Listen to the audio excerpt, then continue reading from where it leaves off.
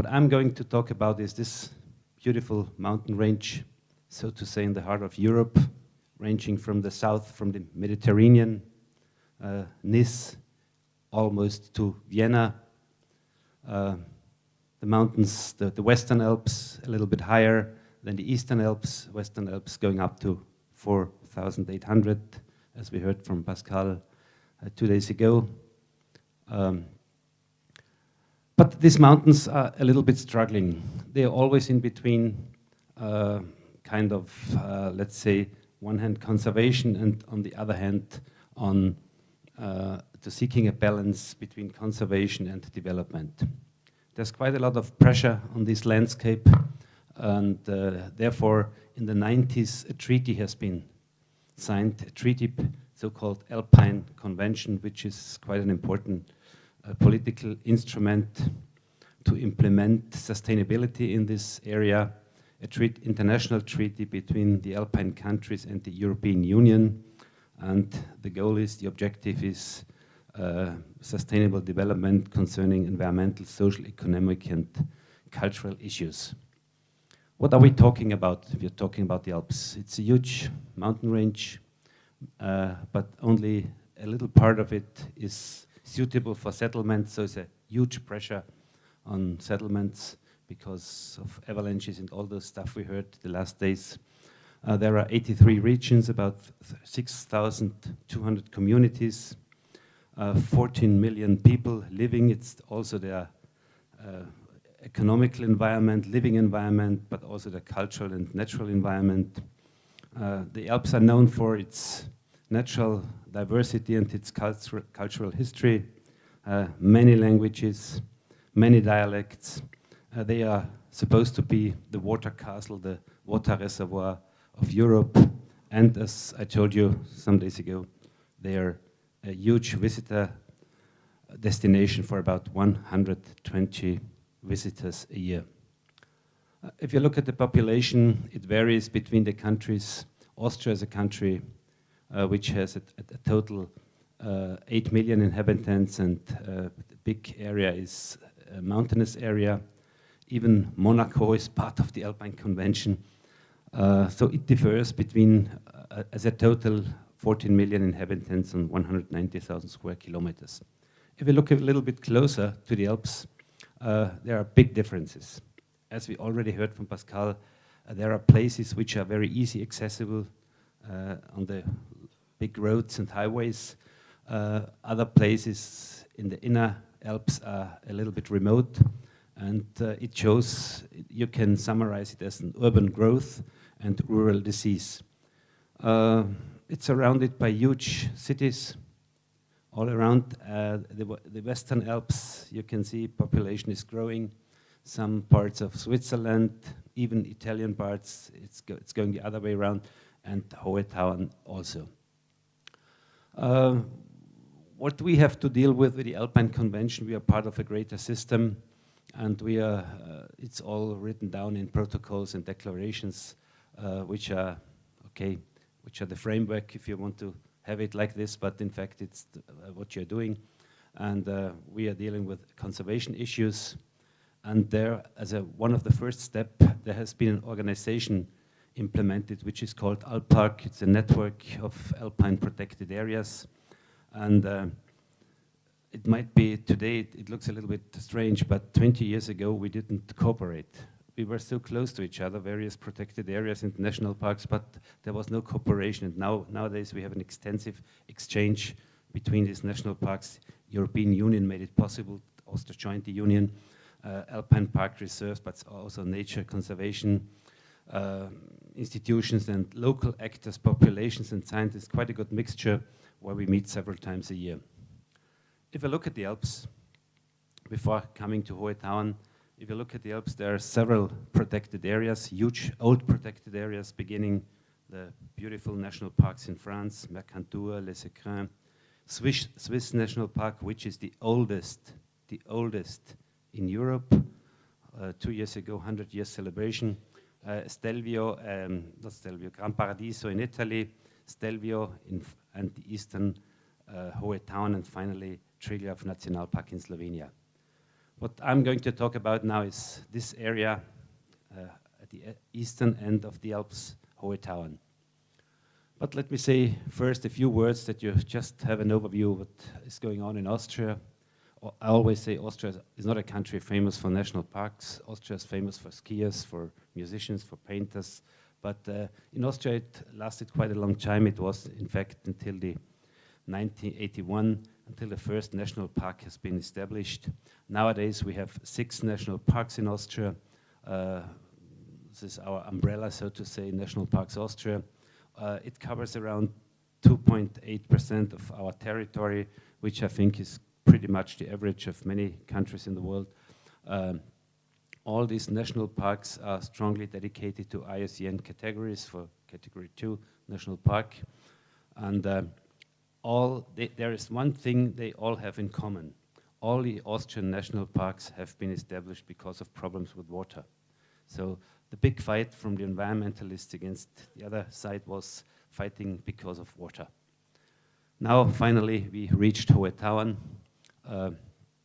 1,800 square kilometers, which for Europe is large, very large in the European context, because many of the national parks, except for the ones in the northern countries, there you have some larger ones, but in all the other parks are around 180 square kilometers, 300 square kilometers.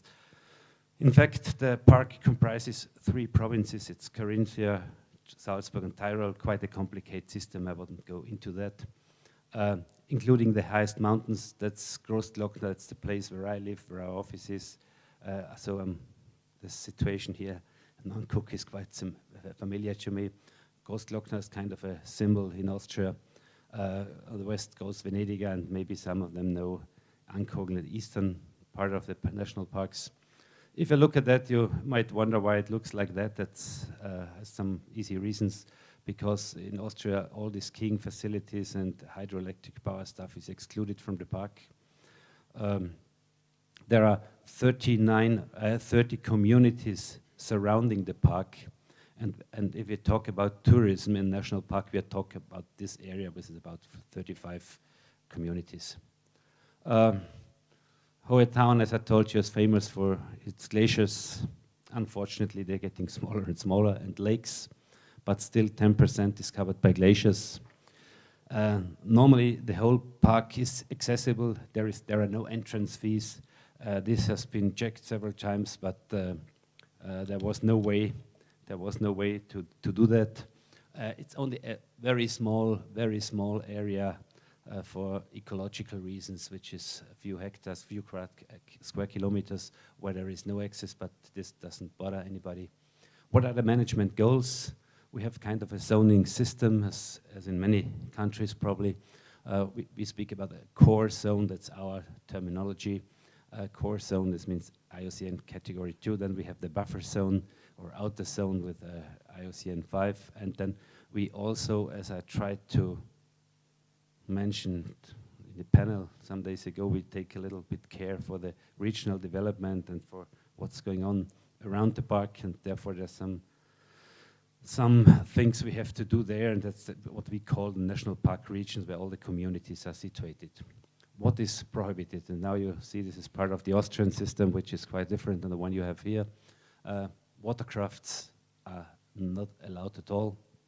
There's always some exceptions for alpine tourism, alpine huts, of course. No dams in the park, no skiing in the park, except ski touring, no motorized aircraft. So this kind of discussion we don't have, but we have other discussions, and no motorized vehicles, with some exceptions in the outer zone for agriculture. That was the reason why Hohe Tauern National Park has been, or one reason why it has been established. If you look at this map, all these bigger and smaller projects have been planned, and they didn't happen. Because in the 80s, at the end of the 70s, the 80s, environmentalists were getting stronger and stronger, and there was quite a lot of pressure on the government, and then they established finally Hohe Tauern National Park, which in fact was an old idea, very old idea, but has never been realized for several reasons. One thing that makes management very difficult and very complex, that's the situation with the land ownership. As you can see, most of the land is private owned. Very important, really a very important partner and driver of the national park already at the beginning, when the park has been established, is the Alpine Club, who owns about 21% in the park. Government, we have some little parts of state's forest, but in fact we have to deal with private ownership, and there are a lot of agreements with our farmers. This is the situation where the Austrian Alpine Club has got its territory. You see, especially in the southern part of the Alps, the Hohentauern range, Alpine Club is a huge partner, and we'll give you some examples later. That's what the landscape would look like. You're probably familiar with high alpine valleys. They differ between north and south. Hohentauern is kind of a watershed.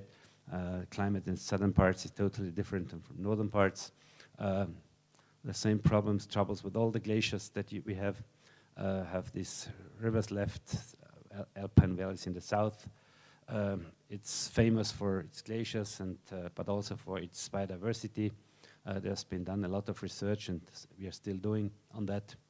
These are the typical pictures you might know from the Alps, the so-called outer zone, where the farmers bring up their cattle during summertime, some months in summer, but even agriculture, mountain agriculture is struggling now because they only can survive because of high subsidies from the European Union.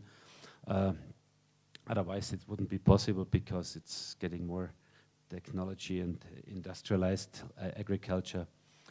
This is our biggest one we do have in the park, Ibex capra. If you're interested, they all come from one reserve. They were distinct, in the Alps, but the Italian Emperor Vittorio Emanuele, in his hunting refuge, which is nowadays Gran Paradiso National Park, there were some remaining, and they were in fact stolen from Swiss people, and we got it from Swiss. So it was in the 60s since we have Ibex capra in the national park. Then back again as part of a restoration project. A huge project we've been involved is birded vulture, an outstanding bird which living from bones, mainly from bones, has come back. We were involved into an alpine project that shows the connection which is going on now. There's been some places in the Alps, from the French Alps up. We were the most eastern place where releases took place. This year's 30 years anniversary, and the bird is back. Now we have a huge discussion, and I would say a political debate all over Europe, not only in Austria, about the predators coming back. What are we talking about? We're talking about lynx, wolf, and bear. As you can see, we are in the middle of that struggle, and this causes tremendous problems now, and it's a huge debate going on because all these species are highly protected by several laws from the regional level up to the international level, and they're coming, for example, they're coming from all sides. This is the wrong color. This is the lynx coming from Italy. Swiss has started a huge lynx program some 20 years ago. Now they got too many some bears based in Italy and in Slovenia. So this is a huge discussion, and there are many problems now coming up, especially with our farmers who, of course, do not agree with this development. Tourism, as I told you, we have to defer, but it's a huge place. And going back to 1800, 14 years later, after the Western Alps have been discovered, Mont Blanc, first descent on Mont Blanc was 1786. Some years later, the Eastern Alps, although a little bit lower, they were discovered. The first people climbing up was a scientific reason. Then at that time, this is the basis of our tourism in our national park. 40 to 60, it was the beginning of the first huts were built. Mountain guide system has been established. Then another tremendous input was this famous road I'm going to talk about later, Großglockner Hochalpenstraße, and finally 81. The national park has been founded as the first national park in Austria. Today we are speaking about 9 million overnight stayings per year. It's changing a little bit. It's going, as I told you, winter is struggling and it's getting better in summer. We are moving to 50-50, but 9 million is quite an amount for this area. This was the first descent of Großglockner. It was driven by the Archbishop. He made it possible. It would have been 500,000 euro nowadays that he gave money that this could start this expedition. The first huts have been established in 1840, 1850, 1860. It's a known chapter, so to say, the Austrian system the system of Alpine huts in the Alps. As you can see, it was established 1868. One of these, this is still 68. It was break. At that time, Austria used to be the crown lands, a huge country. It changed. Now it's owned by an Austrian section. There have been renewings all the time. If you look at it, this is Großglockner at more than 100 years ago. So quite a lot of traffic on this mountain. Look at our first mountain guides on both sides of Großglockner. They introduced the system, as I told Dave. Some of these are my uncle and grandfather, so I'm the first in the family who's not become a mountain guide, unfortunately, but nowadays we have a huge infrastructure concerning Alpine huts, but you can't compare them to the ones you have, and I saw with your presentation the last days. It covers about 3,000 beds are offered by these huts, most of them owned by the Alpine Club, but situation has changed dramatically because they were built close to the glacier now. As we all know, it's changed. We have different kind of huts. What looks obviously, there was a period when we all had this red and white. I don't know.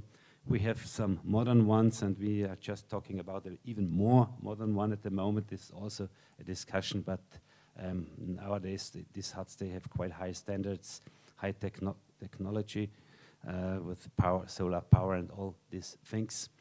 The real great impact on this landscape concerning tourism in this area was the building of this high alpine road, Großglockner Hochalpenstraße. At that time, the glacier went up to here. Nowadays, you won't see anything from this glacier. If we talk about visitor management, there's one thing which is very important, especially for Alpine Club. There's a law going back to 21. It says free access to all areas above the tree line. This is very important because there are now tendencies to close up regions, which is not, except for very small areas, it's not really possible. Everybody who deals with with mountainous people, you know, they don't like law and regulation. That's not their thing. So better try to convince them and do it the other way around. We in fact have two types of visitors. I think you call them day trippers. Mainly come by car in summer, and the other ones are the hikers and the mountaineers. It's the challenge what every park manager and every park is looking for to maximize benefits and minimize harm. Großglockner Hochalpenstraße, as I told you, built in the 30s, one of the best known roads in the Alps, and tremendous acceptance within the local population because many people are employed at the company.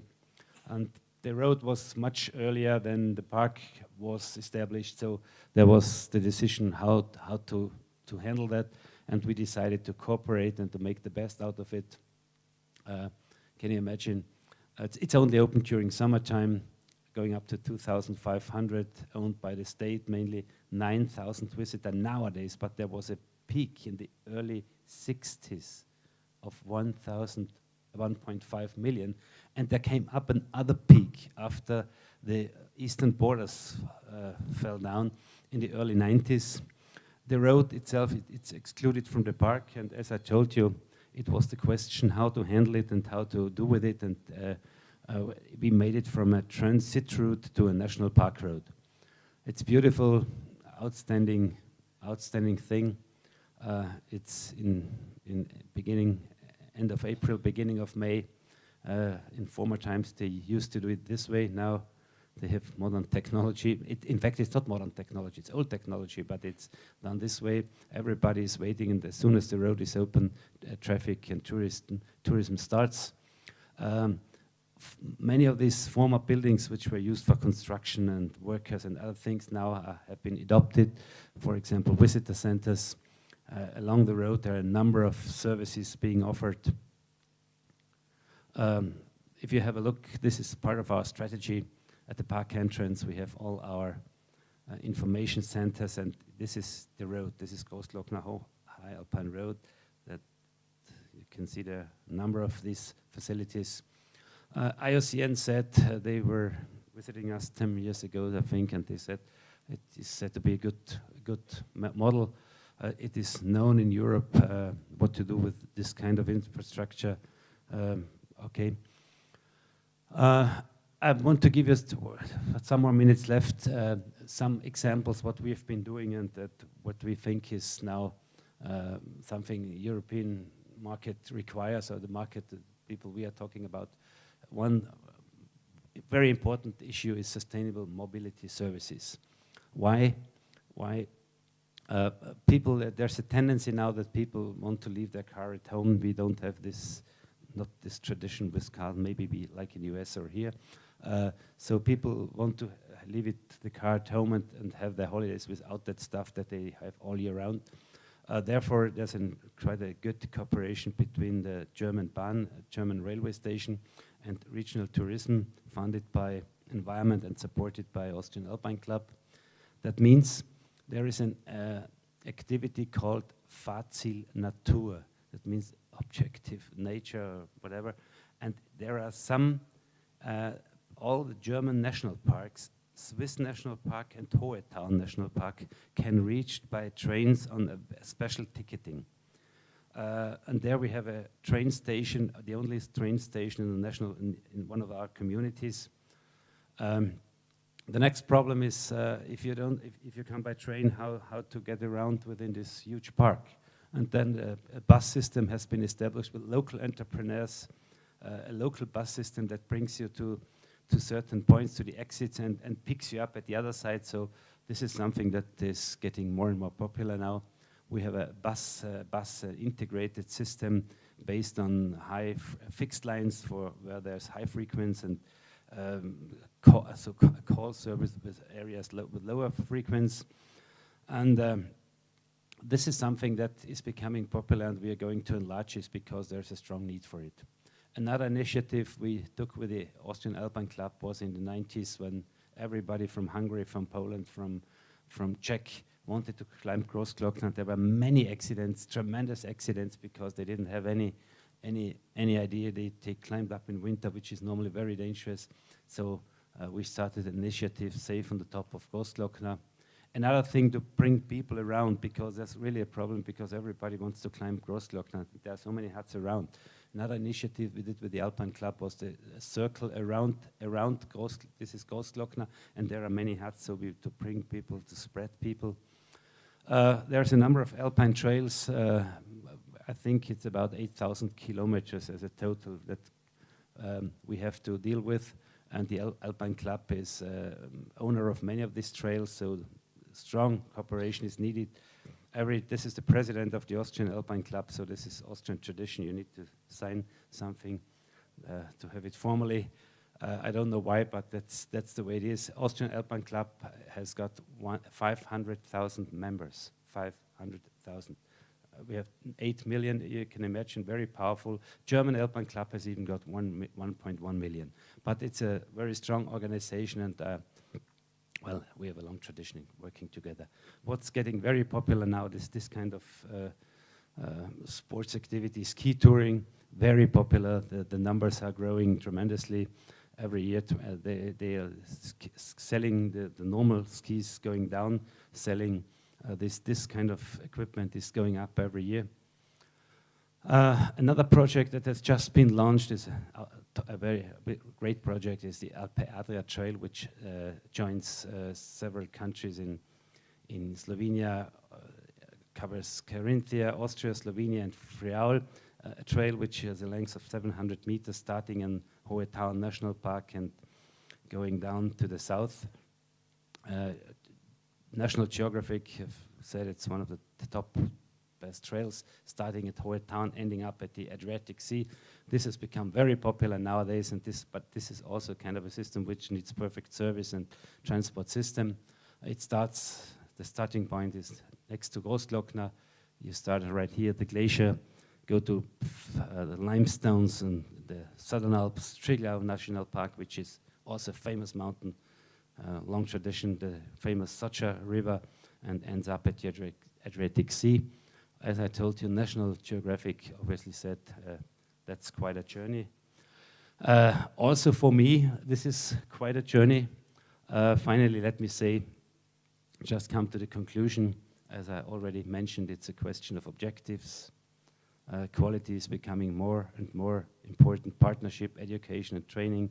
And I think, as we heard within this conference, there's still a lot of research that is needed to be done. If you go this way, I think there is kind of an added value for both, for protected area and tourism. We are trying hard in Austria, although we don't have a long tradition in national parks, but we're trying hard. And thank you once more for giving me the opportunity to come here. I hope I could give you some information about what's going on in Europe. Thanks.